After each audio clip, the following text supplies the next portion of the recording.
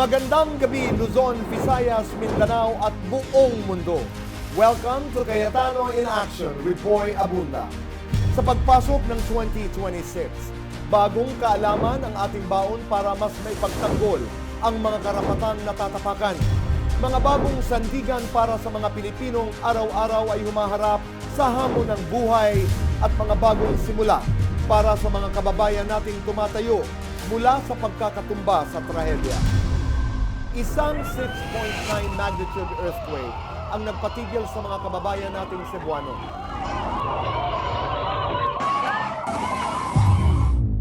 Yung mga anak ko, umiiyak sir. Hindi ko na pinapalabas. Ang asawa ko may sakit. Sa lindo-lindo, hindi ko masabi nga ano. Napang-apo na ko, daghang kaayo. Hindi ko kakuan.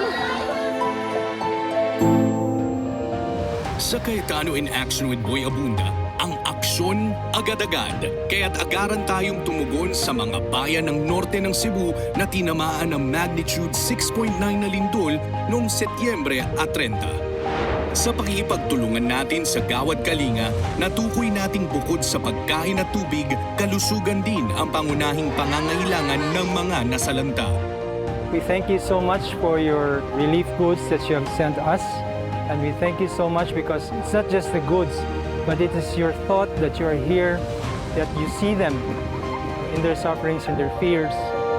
Kaya sa mga bayan ng Bugo, Daan Bantayan at San Remigio, nag-abot tayo ng hygiene kits upang mapanatiling malinis at ligtas ang bawat pamilya. Ito rin ang ating mga inabot sa mga pansamantalang nananahan sa mga tents sa kalsada ng Paho, Medellin at munisipyo ng Bugo dahil hindi pa sila maaring bumalik sa kanilang mga bahay.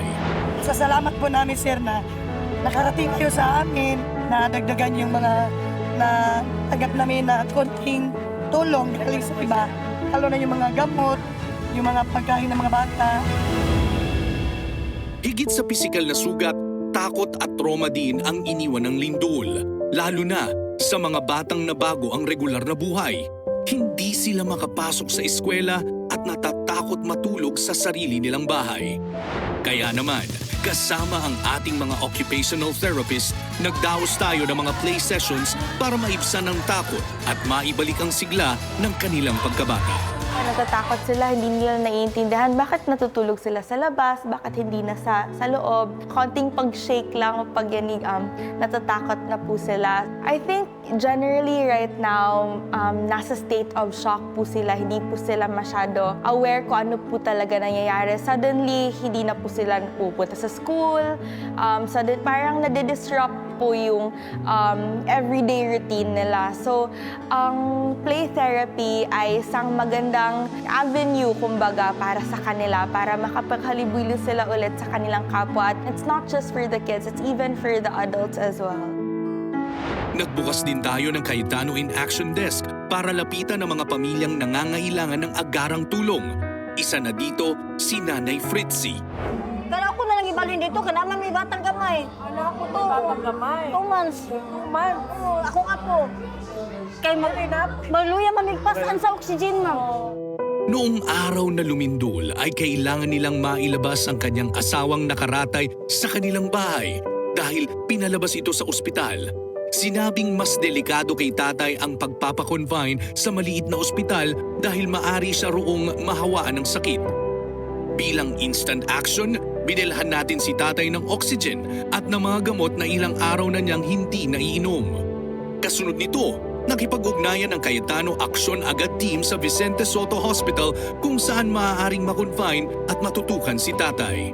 Nabili na yung gamot, tay. Pero naman po kaming financial assistance para po sa inyo. Tanggapin niyo po, galing po sa Cayetano in Action with Boy Abunda po. Salamat po, Cayetano. Ang Boy Abunda in Action. Salamat nyo kayo. Nag-actionan din dayon. Ayun lang, ilangan na. Napalit na naman ang tambal. Kompleto yun. Napag may pangpalit po oxygen. Salamat po.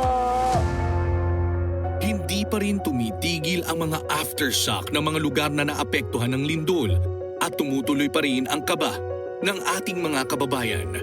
Kaya naman, hindi rin hihinto ang Cayetano in Action with Boy Abunda dahil sa panahon ng mga ganitong pangangailangan.